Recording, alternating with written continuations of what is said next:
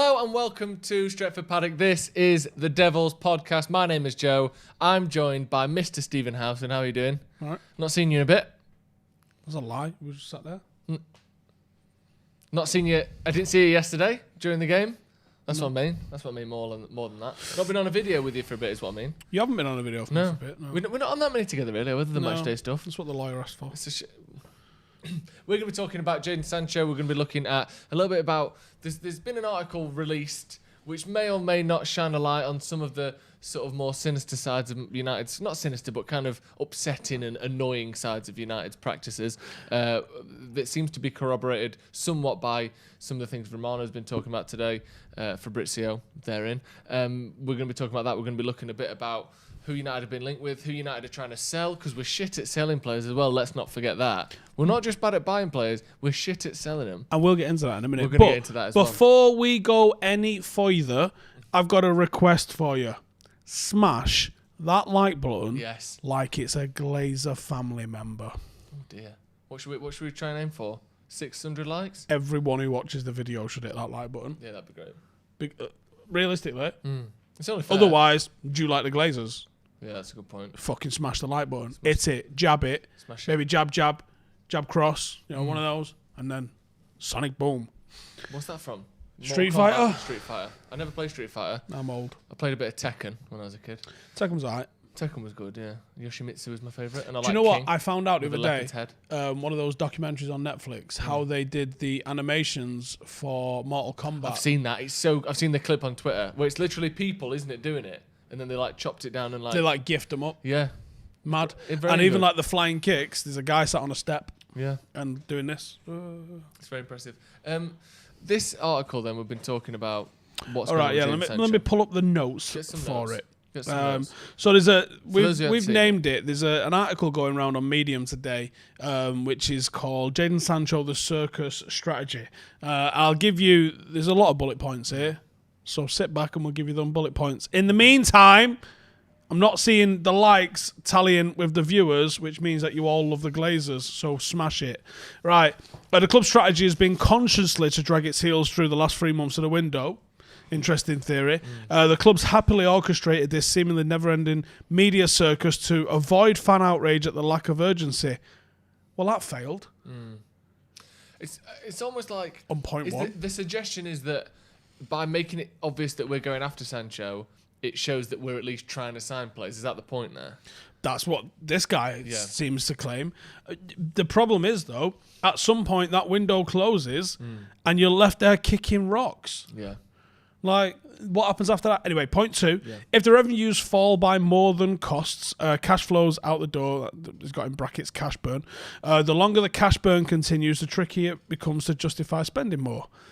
Right, this is a club that's... Anyway, point 3. United have backed themselves into a debt-dictated corner such that they have little choice but to be more cautious than just about every other football club. What? I can see that. In borrowing from the financial markets, United have made more contractual promises to its lenders and therefore faces unavoidable constraints. The Glazer family have tied the club's hands by having to abide by certain rules imposed upon them by their lenders. One such constraint is that financial covenant, the protective legal clause associated with the club's lending, requires the club to make a minimum level of profit. It requires that United generate a minimum of a rolling 12-month earnings before interest, tax and depreciation amortization of 65 million quid. So every 3 months, MUFC's lenders will tally the previous 12 months of EBITDA to test whether their amounts are more or less than 65 million. If not, the club is in trouble. So, put that in a little bit simpler terms. Basically, every quarter, the club has to show that it's up 65 million. Now, I'm sure there's external circumstances that can be explained away, like if you lost here in like a transfer window, but there's going to be payments due from TV, from prize money, from that sort of thing. It can balance out. I guess over the last 12 months, 6 of that being with no football, you'd also expect, I've no idea what the total figure is for season tickets, but they've not given us the deadline for when we need to pay yet, because Obviously, they're waiting for things like the government announced yesterday, which is no fans allowed at elite sport. So maybe another 6 months. The stuff as well with the way that the payment works and stuff. As we saw with Barcelona, wasn't it? They sold Artur to Juventus for 60 million, and they bought Pjanic for 60 million. And the way that the payments work, amortization. Yeah, Joe. You can claim that the money you got from your player is part of this year's earnings, but the money you are spending on the other player is broken up over 3 or 4 years. That's called night out spending, sort of yeah, exactly. crack. So I got paid today, which means I can go out on the piss tonight. Yes, exactly. That's basically what they did. And I'm sure United do similar things with the way they structure and the way they declare things as well. The first few points there about we are tied to the way lenders will allow us to spend, and the things that we can do are very much sort of constrained by the money that we owe people. Whilst I don't know the specifics of that, and I'm not entirely certain this person does either, that doesn't seem unreasonable to me, that the more money you owe the banks, the more say they have of how you spend the money you earn. Potentially. Let me get through the rest of the bullet points. So it says, given the financial pressure caused by COVID, this might be why the club has not made a marquee signing. Debt-laden clubs have debt investors to answer to. Matchday and merchandise revenues are declining. Therefore, the club's worry of achieving 65 million minimum is high. Unless the club reduces its debt by way of shifting players, for example, or if revenues begin to increase, the club most likely breach its minimum financial regulations towards the back end of the season. A signing such as Sancho is simply impossible before other overpaid and underplayed squad members are moved on. The combination of Romero, Pereira, Dalot, Jones, Rojo, etc. earn over 20 million a year in wages, and if these players were moved on, the club would have a much easier breathing room in relation to its covenant to make marquee signings like Sancho. But like you were saying, on that front, if you have got if you can manage to get 20 million, 22 million off the books in wages for those lads, because of player amortization, you could give him a 6-year contract and you can pay then 20 million a year along that. Obviously, his wages would come on top of that, which wouldn't be insignificant for a marquee signing like Sancho. But that is a way to squeeze that under the books a little bit. This is the first I've heard that United need to achieve this 65 million pound minimum thing. And we should say that it might need a bit more looking into before we can say for certain that that's the case. I'll say that. I like I said, it's the first I've heard of it. This guy's wrote an article on it, so going off the back of this article, that would potentially suggest that. But can I just say though, if you are Manchester United, right? This guy seems to say like it thinks that it will appease fans by us being linked with players. Well, I'm sorry, there's an issue with expectation here.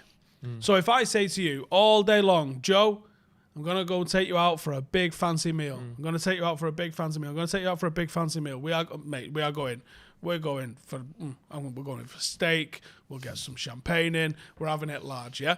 And then I go, 10 minutes before we're supposed to go. 7. Yeah, I go, pound saver menu from Mackey's. Or nothing. Yeah. And you go, well, I'm hungry, so I suppose I'll take the pound saver menu, but fuming. I feel as though I've been fucking lied all dressed up. Yeah, exactly. All dressed up. Yeah. Now I'm eating a fucking McChicken sandwich. Yeah. Right? And I think if United wanted to be honest with us and say, we've got these financial constraints and we have to work within those financial constraints, one, you wouldn't get rinsed by buyers or sellers. Because they would go like, well, you've been out there. Like when Spurs was building a stadium, when Arsenal built a stadium, all these people building stadiums, people know, oh, they got no money. So if they came out and said, we got no money at the moment, but instead you've allowed, and I know that they've been very serious in their pursuit of Jadon Sancho. Well, if it was all for nothing, why? So do you think there's a chance then that the likes of, and I'm not defending Ed Woodward at all, because from what we've seen of him in the last 7 years, he's not particularly good at his job. At the very least, I think we can all agree on that. But in this instance, assuming this is true, these constraints are being put on him, and he's the one who's presumably having to mediate between the Glazers who are saying, we're fucked if we spend any money, and Solskjaer saying, I don't give a shit, we're the biggest club in the world, buy me some players. It's a fucking horrific job to have to do. I'm not, again, take Woodward out of it because personally all that stuff is different, but it's a horrific situation to be in, where maybe we do want Sancho. We know he's worth 120 million. The reason they're trying to stagger these payments out is so they can say, look, well, actually, we've only spent 60 million this year, and then it's 30, and then it's 20, or whatever, 30 and 30, whatever they want to do.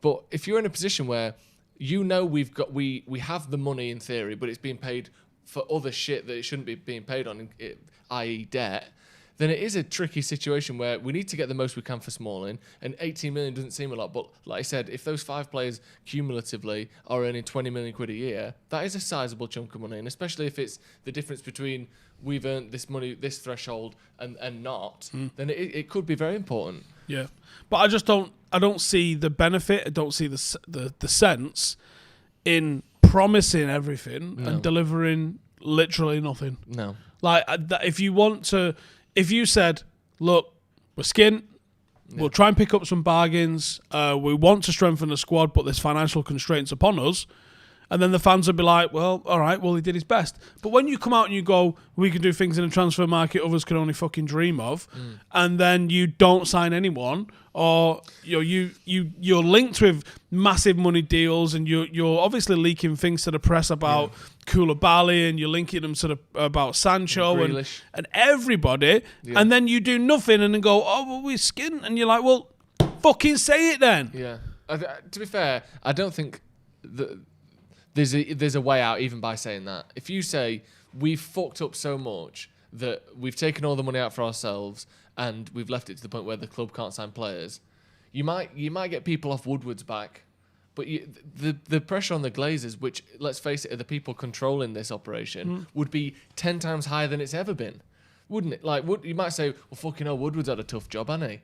That we didn't know about. We thought but the pressure on the Glazers, and they're not going to allow the public side of Manchester United to be told, we fucked up so badly that you can't sign anyone for a few years. Not only that. I mean, I'm sure Woodward has got a desire to be liked. I'm sure he doesn't want to be the focal point of the ire of an entire fan base, because that's got to suck. Yeah.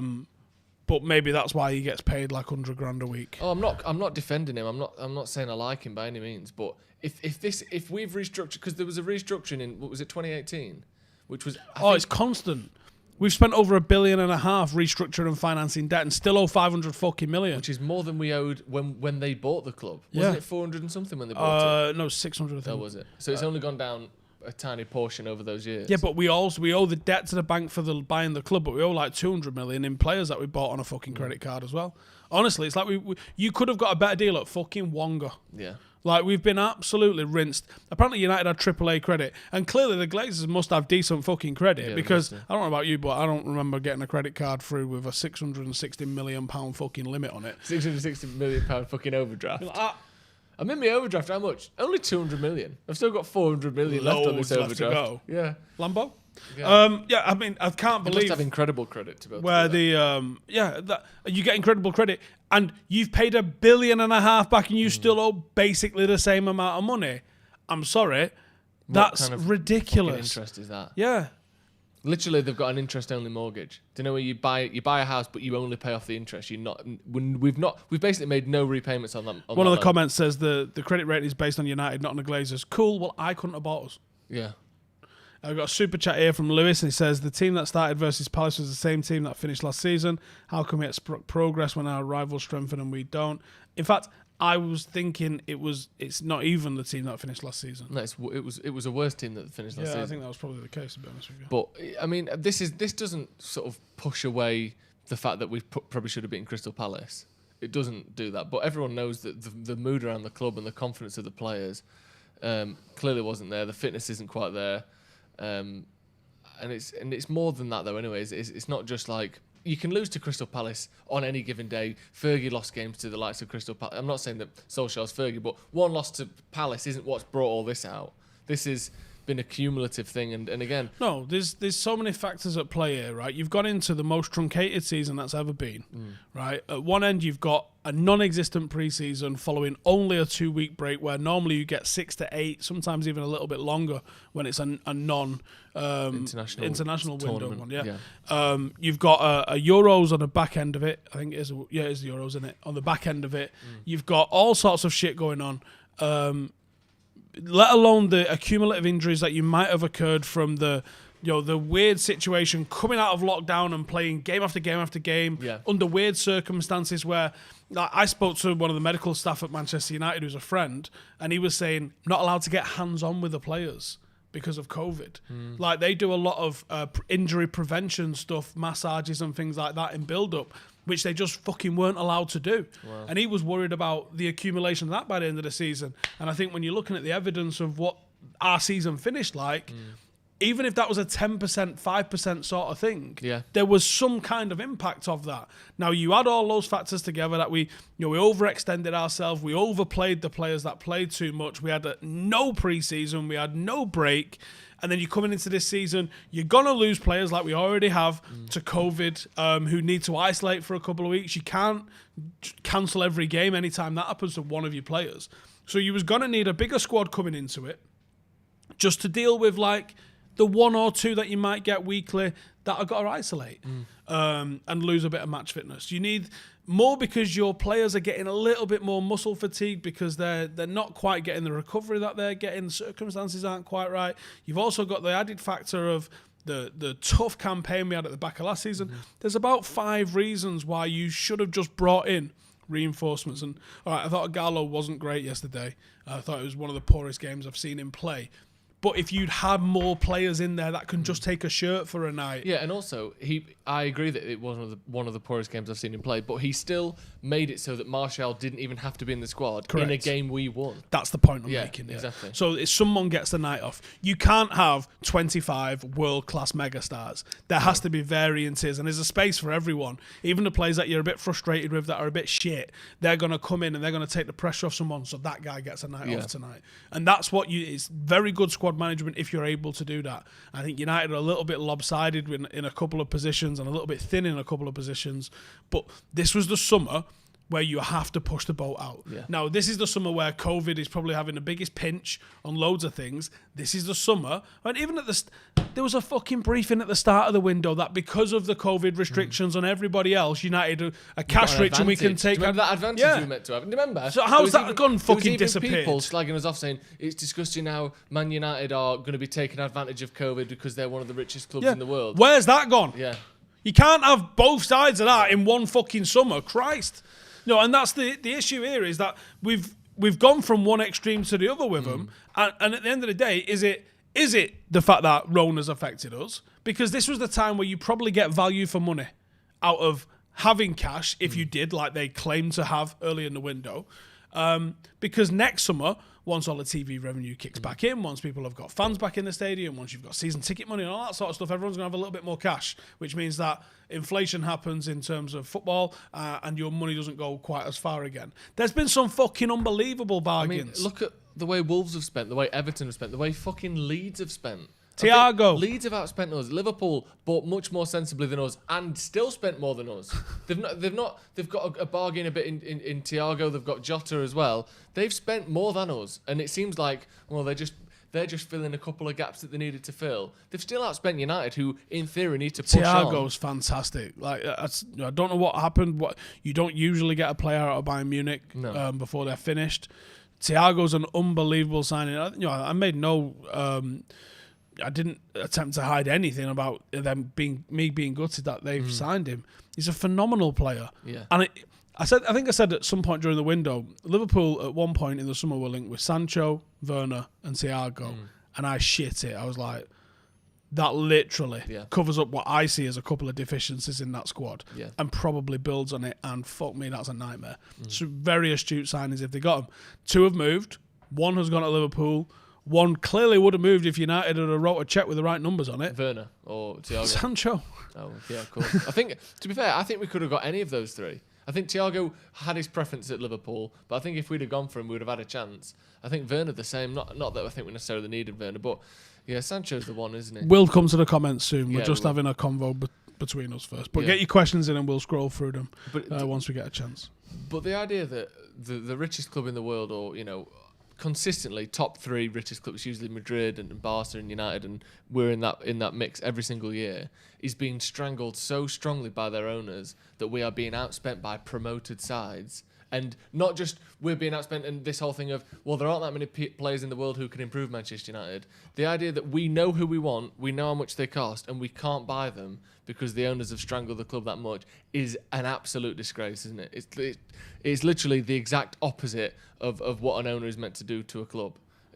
Like, we are being killed by the people who are meant to be the ones that do these deals, that give their money, that offer this sort of like improvement. Like every other owner tends to improve their club. Yeah, right. Of course it is. I'm not a fan of the regime that owns City, but the way they treat their football club, I'm so jealous. Yeah. Like, we've said this a couple of times lately. At what point do you reckon the Glazers have got hold of Woodward and Judge and even Ollie and gone, can you be the best in the world? Fucking not once. They might have said, well, what's the cheapest we can do the bare minimum for? And you can't shoot for the bare minimum when 4 or 5 people in your league are trying to be the best in the world. City are undoubtedly trying to be the best in the world. Yeah. Chelsea, I think, might be trying to be the best in the world. Yeah. Liverpool are definitely trying to be the best in the world. And are already close to it. Spurs, I think, are trying to do it a little bit more on the cheap, but they're still saying, how do we improve? You know, they've gone bananas on a stadium, which is a fantastic facility, which puts Old Trafford currently in terms of state of repair to shame. Yeah. There's not a fucking screen at Old Trafford. No. Only tellers are inside. There's nothing like that at Old Trafford. It's been left to rot for 15 years, and unfortunately, because we're such an enormous asset, the only way we get bought out now is either by a fucking country or an absolute pirate. So that's why I think it's futile. As much as people are like, well, we could just buy it as fans. Well, good luck with that. Yeah, that's if we can get the money, which we can't, and if they're willing to sell it, which they aren't. Yeah, it's not like you hit the club's valuation and they have to sell. There's not a buyout clause on Man United. No, and they're not enforceable in the UK anyway. Like, and if you want to continue that argument, Mr. Barristers, come fucking be my guest. Which we don't, because we're talking about other things today. We'll go in the comments. Hardu says, I don't think United will spend any money at all. I think they leaked the Sancho interest to keep the stock price high in the COVID stocks. I don't understand the stock price thing because they've sold their stock generally. So who the fuck makes money on stock price being high? Unless you're going to sell it. They've still got stock. The Glazers own, what is it, 60% of the stock? Yeah, but they're not selling their stock. No, but not in large chunks. No, anyway. But they want the higher the price is, the more their stock is worth, the more they can loan, the more they earn eventually when they sell the club. They want the stocks to be as high as possible. We Are a Joke says, was that Greek? Says everyone. Yeah. Wait up. This was from here. I don't know what that is, but Shushant says, year on year we sit before the window closes and the season start and we crib on about the state of our club. How long will it go on for? United being dismantled bit by bit. And this is the frustrating fart. Fuck it, yeah, fart. This is just a frustrating fart. So frustrating. It's shit. What is the frustrating part? Is that, because you're right. Everything that everyone's saying is right. These are the custodians of this football club. Matt Busby literally built this football club from a bombed out shell in 1948 into the greatest, most romantic football club in the world when he left it. So Alex Ferguson took it on again and made it the giant, absolute ruthless winning machine that he made it in the 90s. And it's been in the hands of fucking clowns. And, it's so frustrating because there's nothing you can do. It's shouting at the wind. Fuck off. Like, there's nothing you can do. It's worth so much money that it's not feasible for, like, why not a couple of us have a whip round? It's £4 billion. It's literally this. It is an asset so big that all the protests, and it doesn't matter, does it?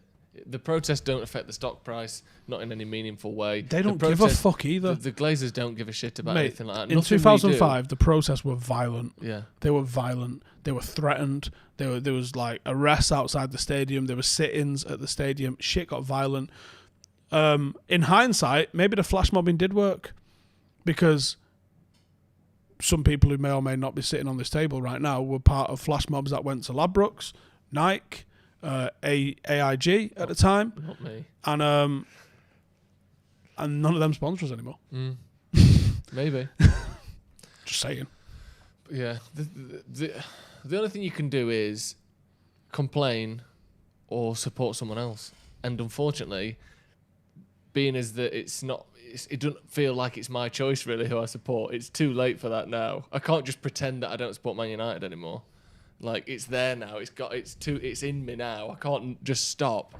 So we just have to do what we can and be annoyed when it's shit like this, and then hopefully we get a few glimpses of light occasionally, and then eventually, like I said, someone else takes over at some point. It just crushes me, mate, that we've got owners that don't give a fuck. Like, the thing about sport as a whole, as a greater thing, is the pursuit of excellence, and you align behind whichever tribe you find yourself aligned to, and you want to see them push towards excellence.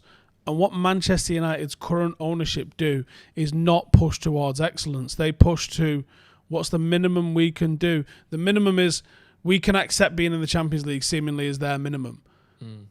But they don't want to go, well, how much to be the best in England? They don't give a fuck about that.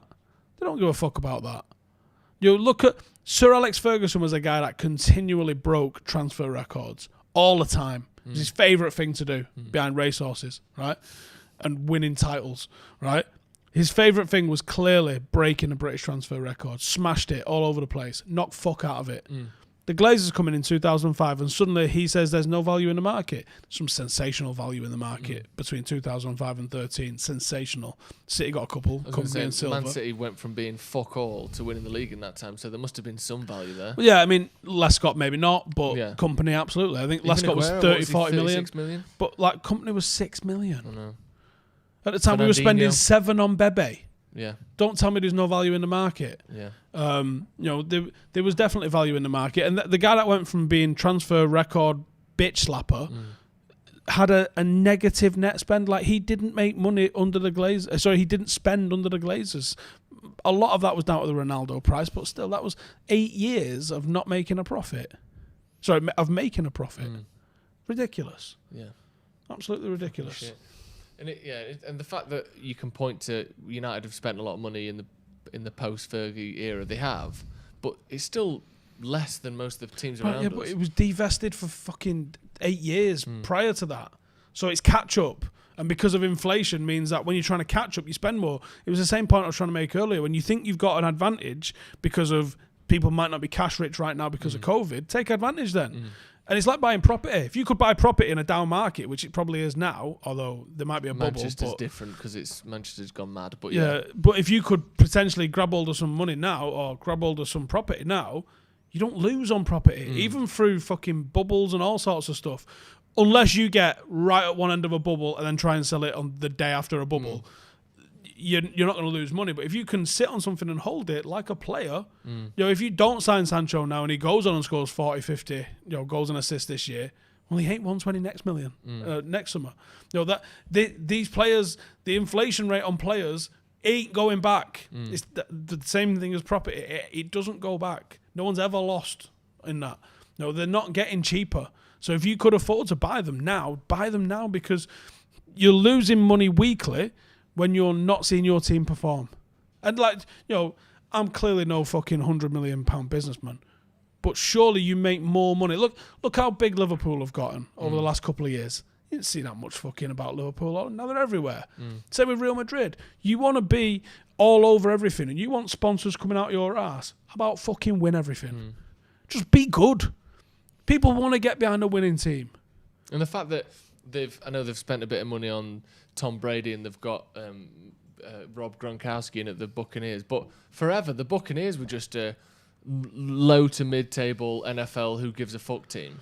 They showed no real urgency to turn them into the best team in the world either. They're just happy to have assets, like I said. To the Glazers, United are basically a property they own. Yeah, we're like, well, we've got this property. Needs new windows. We'll get new windows. Then. We'll get the cheapest windows you can because it don't matter. In 10 years, they're going to be worth more anyway. Yeah, like they've had the club for 15 years. It's gone from being worth what was it, 750 million or something when they bought it, to being over 3 billion now, and they've not really had to do much in that time other than make it worse. There's a comment here which says, "Don't agree. No clubs have spent like United in recent years. 80 million on Pogba, 80 million on Lukaku. It's not the budget available. It's a due diligence. It's a little bit of both. It's a bit of both, but other clubs have spent like United. Yeah, go and look at most of the clubs. Chelsea, City, Real Barcelona. Madrid, Paris, Chelsea this summer.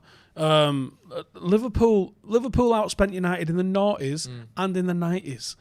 Liverpool have been seriously well funded. It was only recently under Klopp that they didn't go that mad, and then even then they started to go mad. It is a little bit on due diligence, but it's also a little bit on lurching from David Moyes to Louis van Gaal, who did have an extreme. If we'd have had Ole post Louis, the transition would have been smoother. Yeah. People like Daley Blind would have been part of his plans. Maybe even Memphis Depay would have been part of his plans. Jose Mourinho, though, he's got his own plans. And his own plans are this, this, and this. And that's the problem with Jose. Louis van Gaal, I think, left this club in a better position than he found it. Yeah. Jose Mourinho didn't. He's the only manager since Fergie to have done that. And another thing as well, like you say about due diligence, stuff like we've spent loads of money. We spent 28 million on Myron Fellaini. We could have had him for 23 million if we'd have bought him 5 months earlier or 6 weeks earlier. The same with Harry Maguire. Do you think he would have been 85 million or whatever it was if we'd have bought him the season before when Jose wanted him? No. He probably would have been 60. Yeah. Like, we spent a record fee for a centre-back. He wouldn't have cost that if we'd have bought him when our manager wanted him. And it's like... when he went to Sheffield United. Well, yeah. Or even when he went to Leicester. Yeah. Where did he go? Sheffield United, Hull, Leicester, us. Was it? I think he came through at Sheffield United. Yeah. All right. Look, before he went Hull then. Yeah. It's just like... Yeah, or even, if you took him from Hull. Buying players at the right time would be a big difference as well. It's not just we haven't spent money. We know we've spent money, but there's no trajectory, there's no plan, there's no structure in place to make sure that money's spent wisely. Just going off topic, but it is one of the comments. And hang on, there's also... Adam's just texted me saying, if you haven't read this already, and he's put, we'll do a 3-minute segment on it tomorrow at the start of Uncensored. We've literally just covered it, mate. I don't know if you're watching. I guess he's not. I guess not. Because we've done a 25-minute segment on it we've far. Well, maybe about half an hour. Yeah. But cheers, mate. The comment? But the comment was, is anyone allowed at the Paddock games? So I'll just go left and then we'll get back into the Sancho, the fucking Glazer rampage. But yes, Stretford Paddock are playing it this weekend. If you're in the Manchester-ish area and you want to come down, entry is free. You can have a beer and watch the game as long as you're socially distanced. There are no restrictions on how many we're allowed in at the games. I mean, there kind of is, but there's literally no restrictions on us because of our level. But we're adhering to the guidelines of steps 3 to 7 non-league clubs because that's the ground that we're using. They're a step 3 to 7 club, so we're going on their guidelines basically. We're doing temperature checks, which we don't have to do. But we're doing that to make sure everyone's a little bit safer. We're encouraging you to wear a mask, but you don't have to, especially if you're having a beer. And we're also taping off loads of parts of the ground as well to try and get you to be in little pods and distance as possible. And you've got a seated stand on one side, 3 stands around the other where you can stand on the terraces with a beer, which is novel because we can't do that at United. But that is something that I don't know if I can do that. I looked at the rules, I couldn't see anything. But the manager drinking a beer? I was going to have a rum and coke. Yeah, it should be all right. Brilliant. But yeah, if you would like to come down on Saturday, we will have the United game on beforehand, and obviously none of you are going to it. So if you would like to watch the United game in the bar, we will have it on BT Sport, and then you can watch the Paddock as well. And you can also get the watch along on your phone. It's at Droylsden FC. You can get the tram from the city centre. There's car parking right nearby. It's right off the M60 if you're driving. Honestly, there's so many ways to get there. I think we can get a good attendance down. A few hundred. And we don't need many more than that for us to actually be one of the best attended matches this weekend. So if you can, free entry, live football in Manchester. Come watch Ronaldo, Cameron. There's only one Ronaldo. There is only one Ronaldo. It's a fact. And get behind the lads. It is the only live football you're going to be watching in Manchester for the next few months inside a stadium. So if you would, we would definitely appreciate it. Right, back to the Glazer hate. Any comments? Louis Cave says, I'll be coming. What if a guy with a corona comes? Well, obviously, if you've got any symptoms, we're telling people don't, and we're testing people at the door with temperature. It's about as much as we can do. Can you pick us up on the way? Club needs discipline. I mean, yes, we do. Where do I watch the Legend video? Well, we did record a Legend video today. Is it out tomorrow? Should be out tomorrow. Should be out tomorrow. And they called us from space. Which is very interesting. Different. Unique, yeah. Where is the Manchester-ish area? M60-ish. Yeah. We need a clinical striker like Haaland. Well, yeah, if we're not paying for Sancho... Right. We couldn't get Haaland when he was 20 million. Oh, what a bargain he turned out to be. Oh, my days. Can you imagine phoning up Dortmund now and going, yellow, right, yeah, I know you've already given us a quote for doing that work with the Sancho fella. Well, how much for Haaland on top? We'll get the drive done as well. Can we get... Is there any discount for buying two? Can you sellotape them both together like you do with shampoo and conditioner? Save on the shipping. Bargain booze. You get the same plane over, so there's like $2,000 saved. Yeah, save on shipping. You can share a medical. Yeah. Both breathe into the same tube, see what your maximum oxygen level is. Yeah, that's combined. Fine. Yeah. Yeah, how much do you reckon Haaland's worth after the start? We'll give you 150 for both. He's been a bit hot and cold, hasn't he? Has he? No. It's pretty hot, hasn't it? Yeah, it's been pretty hot, mostly not cold. I would say he's probably worth about 70 million by himself. Fuck all the way off. He's got to be in the hundreds now. Do you think? Yeah. Maybe. He hasn't quite done it as long as Sancho, though, has he? Sancho's had 2 full seasons. Haaland's had half a season. Yeah, but the numbers are a bit ridiculous, aren't they? 40 goals. Like, he scored 9 in a game for Norway, and everyone's like, it's fucking Norway, and it's under whatever. And then he scores regular multiples in games, and you're like, he's well good. He's pretty good. Pretty good. Chris Smalling is someone who's been linked with a move away, and Fabrizio Romano did say today as well that it does seem to be the case that United can possibly sign Sancho, a centre-back and a left-back if we get rid of Smalling. What, are we playing the Euro millions as well, are we? I don't understand. Because I thought Smalling was going for about 15 mil. Yeah. So wait, how much did you think Sancho, a left-back and a centre-back cost? I thought it was about 15 million all in, didn't you? Well, clearly. That's, again, is that just us amortising it over... Are we just going to give 15-year contracts out to blag it? It seems as though it's possible to declare all of your sales as money now and all of your purchases as, no, that doesn't count. Like, that seems to be what clubs are doing. That's amazing, I think isn't it? Juventus and Barcelona both said that the player they sold was this year and the player they bought was for the future on the same 2 players. So I'm pretty sure if we get rid of a few players, we'll have some space to... Wonder how that phone call went down. It was Paris and Juve, wasn't it? No, it was Barca and Juve. Barca and Juve. Yeah. But like, got an idea. Yeah. Hear me out. Do you know Pjanic you've got? How old is he? 30, yeah. He don't really get in your first team anymore because he's 60 million quid. Yeah, 60 million quid for him. Yeah, we'll give you that, and then we'll give you the same for our player, who's actually quite good. That's so genius, isn't it? Because that might have been... Look, we'd like him. He's near the end of his contract. We'll give you him in exchange. And then someone went, I have an idea. Here's an idea. And they're like, what's the most money we can say we bought these players for before we just get like terminated as a club? Like, we're selling Pjanic for 200 million and we're buying Artur for 200 million. And someone at UEFA, I mean, I was going to say someone at UEFA would be like, this looks suspicious, but they don't know what looks he's doing. Yeah. They're just ground up £50 notes, snorting them that they got from Dubai or something. The kind of wages that United are paying mediocre players, no one's going to buy. Massive issue. Yeah. One of the reasons that you see a lot of United, let's say Berbatov, unbelievable player, not worth 2 million when he went, had a decent length on his contract, but United wanted him out. The reason why United let players go for so little, I spoke to a player this summer who left United, and they said, we'll offer you an extension, but if you want to go, we'll give you a free transfer rather than asking a fee for you. Because I think they get some sort of compensation or something, but they wanted him to go so he gets a better move and better wages. And United do that. They say, we'll give you the free transfer rather than... We kind of saw it with Sanchez almost, didn't we? Yeah. We'll give you a bit of a deal so you get more cash on the other end. You've been a good servant to us. That's the sort of moves that you see sort of making and stuff like that. Segun Tebreez has just joined the academy. Yeah, you can join as a member and get some extra little perks if you fancy. And he was saying, they told me I can get a free transfer, but there's a lot of players at the moment, like, trying to play musical chairs. And this is not as relevant to United, because United aren't really shopping in that market, although I'm sure there's some decent talent they could have got. Like, the window closes on the 5th of October. These guys are going out doing a little week here and a little week here, and before you know it, it's like 4th of October. Shit. You need to go and find a chair, mate, before the music stops. Also, I suppose with free transfers, there may be a case of, like, we don't want to sign you till the last day because why would we pay you 6 weeks more wages?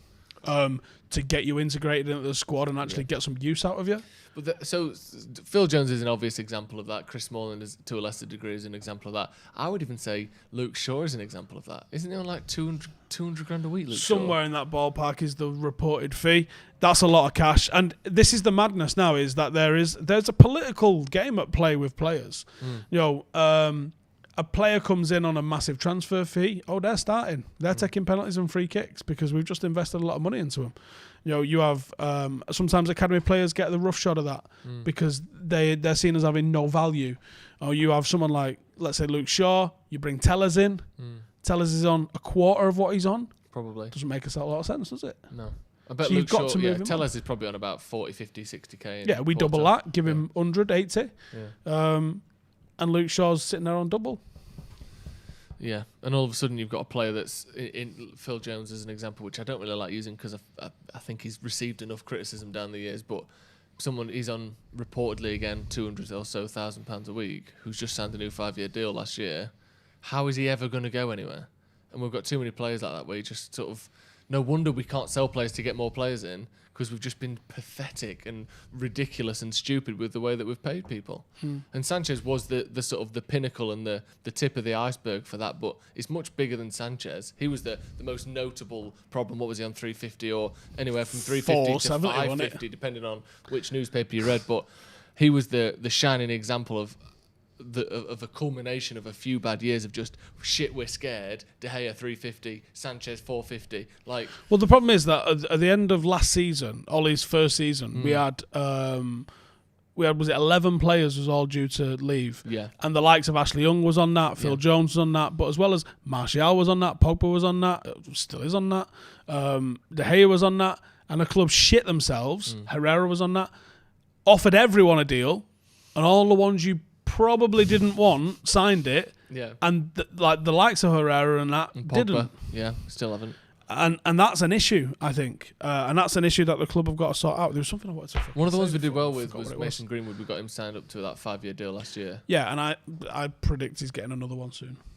I predict he gets one just as the transfer window closes. He's going to be on 150 grand before he turns 20, isn't he? And it's a problem. It is a problem because you need a pay rise. Yeah, and like you said before about when you talk about signing players and buying players, we're playing catch up all the time. So you're playing catch up with Real Madrid's interest in De Gea, so you give him 350 grand a week. Then if he has 6 months bad form and he gets or 18 months bad form like he's in now, he gets replaced by Dean Henderson, who's on 100. Your academy does its job. A second choice goalkeeper, pops you up a player who clearly isn't good enough to play for Man United if he's not first choice, who you're then trying to sell for the most money, or whose wages are the most money of any goalkeeper in the world. Yeah.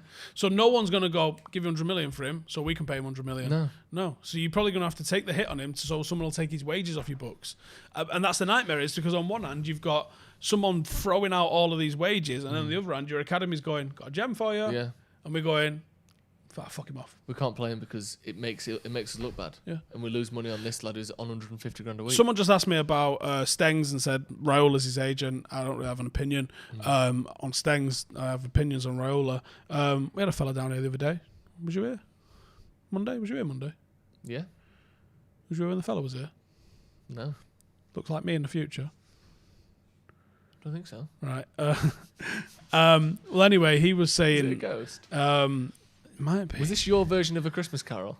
No. Was it the ghost of Steve's future? No, because I'm dead by the time this guy's age. Oh, okay. He was talking, former United player, absolute ledge. Oh, was he? Of course it was. Right. Yeah. And he was saying certain agents... He goes, he doesn't know for sure, but he thinks Fergie got rid of people because of who their agent was. And I said, like Pogba. And he went, don't think Pogba was one of them. He goes, he wasn't originally with Raiola when he came to the club and that. I think Raiola got picked up halfway through. But he said he wouldn't have stood for some of the stuff that's going on at the moment with some of the players. The thing is, we're too far gone down that road now, though, aren't we? This is my issue when we took Mourinho a little bit. We've done a good job with the likes of Lukaku and Young, who's on ludicrous wages as well, and Sanchez. We have got rid of a few of these people. I think Ole has more of a grounding in the history of the club and what the fans expect from a team, a bit of team spirit, a bit of likeable players going on the pitch every week. Something that Mourinho almost seems to take pride in, the fact that you're all bastards and you don't even like each other that much.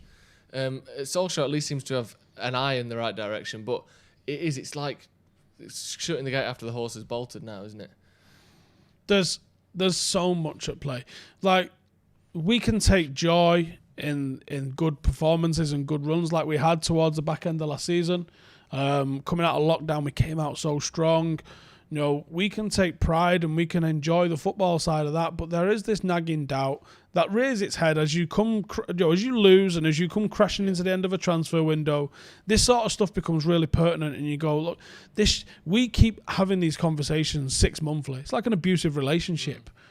It never gets resolved because we aren't in positions to resolve it. So in the meantime, you kind of ignore that you're getting fucking battered every time by your owners, and you go, right, well, let me just enjoy the football for a little bit. Yeah, let me enjoy the football for a bit. Let me blame the manager for a little bit. Let me blame this player for a little bit.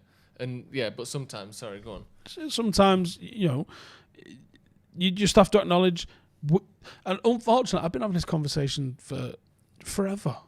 I was on the protest marches, the not for sale ones, 2005.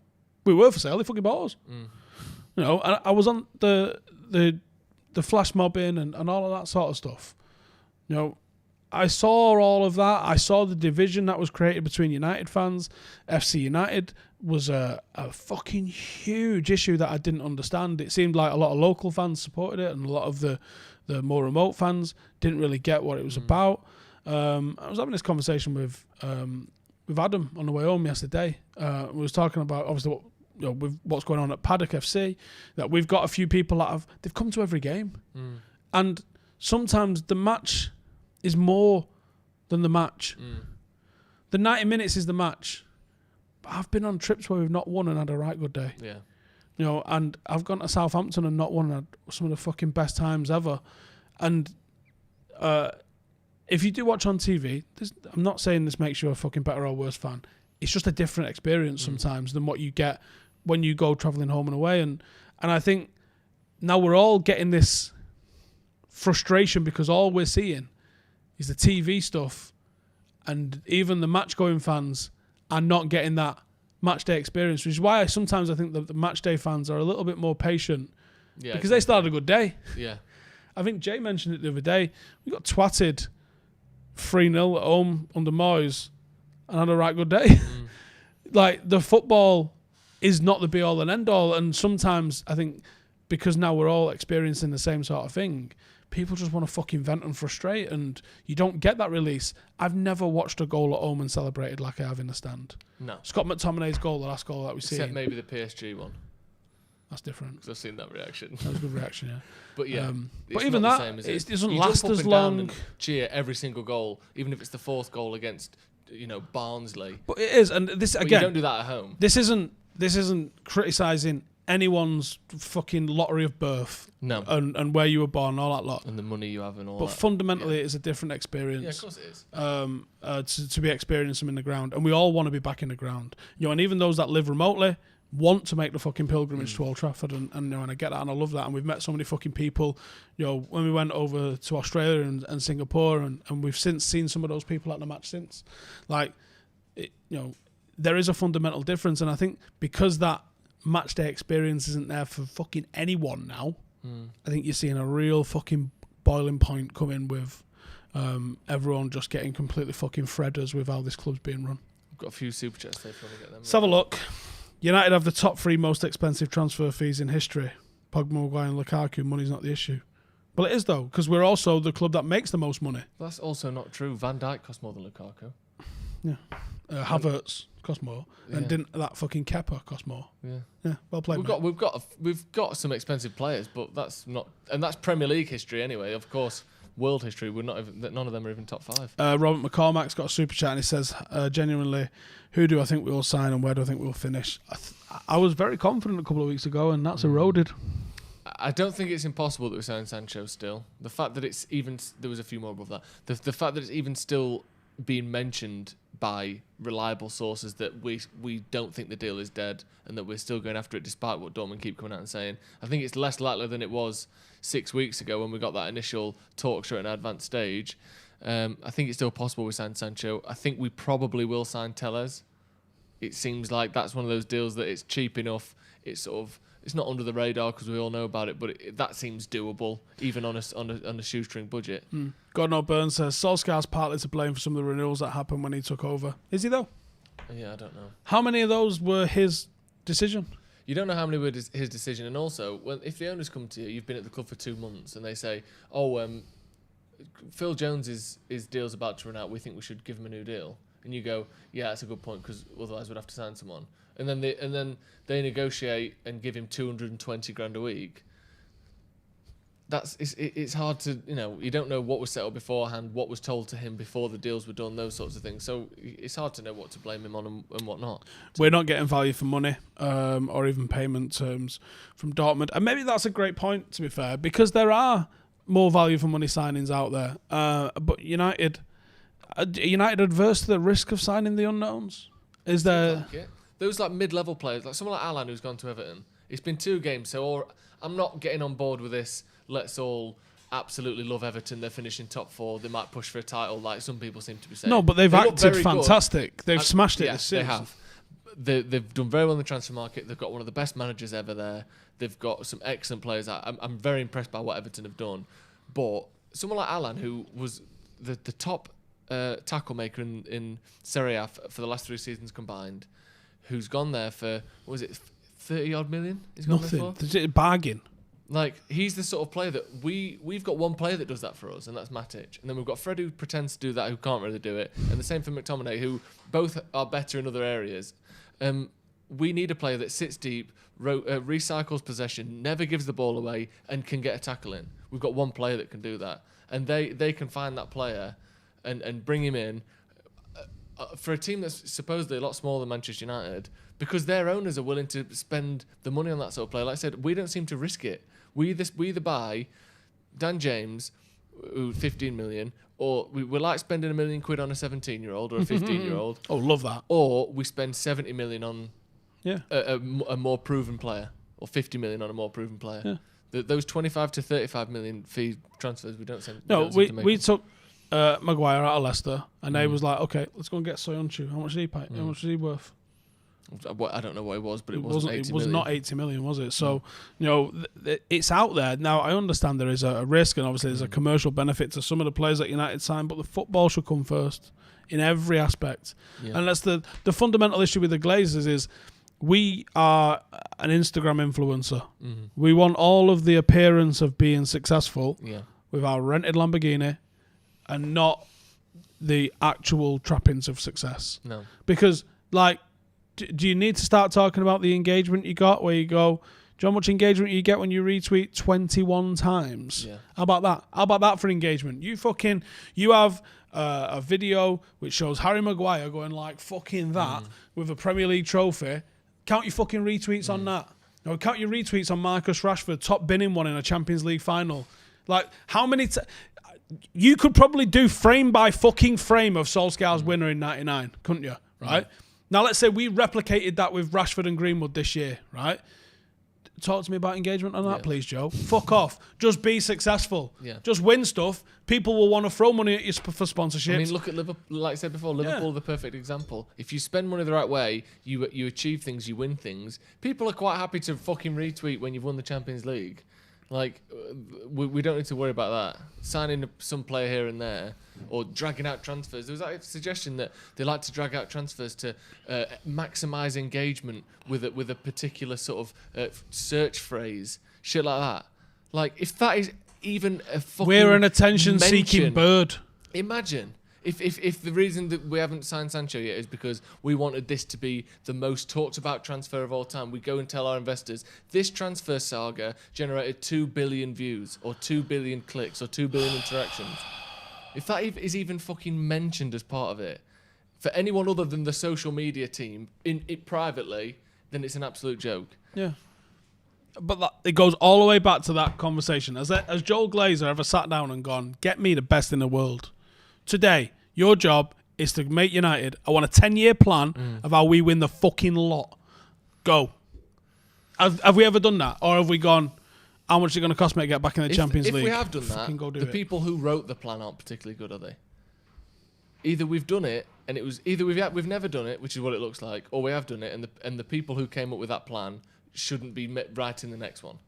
Get new people in to write next 10 years plan because this last one has been shit. Yeah, and if you're Joel Glazer and actually Woodward is the dick that's not doing what you're asking him to, fucking bin him. Yeah, simple. The only conclusion to draw is that Woodward is that the Glazers are happy with the job Woodward is doing. They must be because he wouldn't still be there otherwise. We've seen that when you're not happy with Van Gaal, he's gone. When you're not happy with Mourinho, he's gone. Yep. They must be happy with the job Woodward's doing. Otherwise, he won't be there. Must be. Yeah. And all that, he brought in the only sponsorship deal that's impressed me was selling the rights to a training ground down a private road. That was impressive. Apart from that, you're United. I know. Joe Hart, I obviously know a couple of agents, right? And they're sick to death of people mithering them to sponsor their player, like when they've got a big one. And they're not interested. They're going for your AAA star, your Apple, your Land Rover or someone like that. Otherwise, go fuck yourself. Who are you? Pete's plastering. We start at $1 million, mate. Go fuck yourself.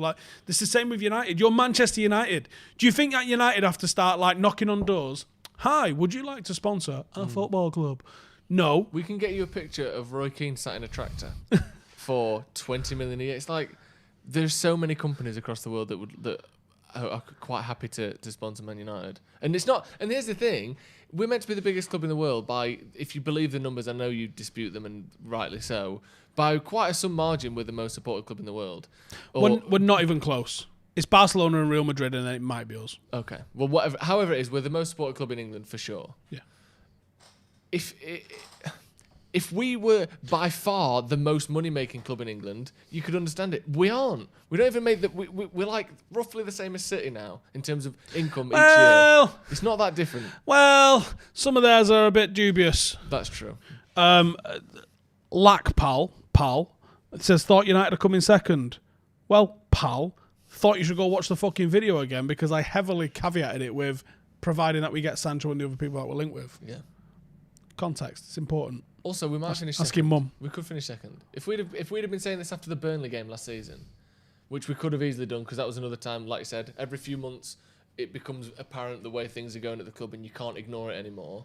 If we'd have said this after the Burnley game and people were saying, thought we were going to finish third this season, we wouldn't have said, they are going to. And we managed to. We could still finish second. It's almost impossible. But like I said, if those things happen, it isn't impossible. No. And that was it. Cam's in the comments. Hi, Cam. Hello. This has been rough, hasn't it? Yeah. It's been a rough go, this. Super chat there. Should we super chat to play us out? Yeah, go on then. Please get me that pic of Roy Keane in the tractor. Google. Hang on. I don't know if he was still there, but the one I saw. Oh, hang on. Oh, just got a text. Who from? Berbatov. Dimitar. What's he said? Come on via Zoom or how? Because I am not flying now. What does that mean? As in, you can't come here. You do it on Zoom.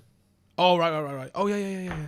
I was like, come on Zoom, now, because I'm not No, yeah, I get it. Shouldn't really be reading private messages out on a podcast. And it's Berbatov. And take that with a pinch of salt. There may or may not be correspondence with Berbatov. Things can go wrong. Thank you, everyone who has joined us today. Does someone really put you Glazers out? Oh my God! Watch any 30-second clip from this podcast and you can answer that yourself. What else was I going to say? There was something else we were wrapping up on there, wasn't it? What was it? Keane of the Tractor. That was what I was Googling. Oh, yeah. It was, I think it's Dwight York. Is it? What's the tractor called? What's the tractor called? It's got a name. Man United tractor. I Googled this the other day. The tractor company is... Yanmar, yeah. Yanmar. Yeah.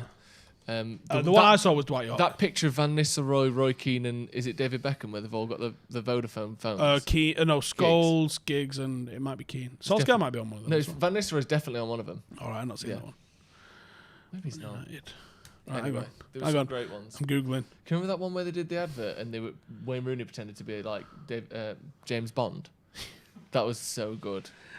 One day I want to be rich enough to just sponsor United for anything and just be like, right, what do I get to do with them? Yeah, what can we do? Get them to do this read. Oh, there's a Communicado post there. Basically, there's no one sitting in it that I can see off the top of these ones. No. But I definitely remember seeing Dwight York sitting in it for something, which is sensational. It's insane that you could even get a tractor sponsorship sorted, isn't it? Like, what do they possibly get out of that? The crossover of tractor buyers and Man United. People just have a bud. There we go. Gadoosh, Dwight York. That's as in an ambassadorial role, Dwight York. Yeah, because it was only like 4 years ago that we did it. Right. But the thing is, like, United keep going on about they're so good at commercials, right? Yeah. What do we have a lot of at Old Trafford? Grass. Correct. Why don't we have a grass seed sponsor? Do you want your garden looking like Old Trafford? Buy birdseed for grass. Blah, blah, blah, blah. Right? Come on. Mm. And they make, as you know, so much money on those pitches. They cost so much money to do. So there are companies, you think, well, grass seed sponsors don't have much money. They are making a shitload of money. How much is it to make a 4G pitch? How much do you think it is? Write in the comments. Yeah. How much do you think it is for a 4G pitch? I'll give you a couple of people to get in. One single pitch size, like you see it like a leisure centre or you see them at a youth clubs and stuff. How much does a 4G pitch cost? Let's see your guesses. Yeah. 4G is the one that looks like grass and it's got the little bobbly bits of like sticky little... crumbly black shit. Yeah. How much do you think it costs? Yeah. We've got 3.2 million. I mean, come on. Let's not be silly here. No. 100 million? It's not 200 million. We've had 250G, 300G, 50 grand, 20 grand, 8 grand.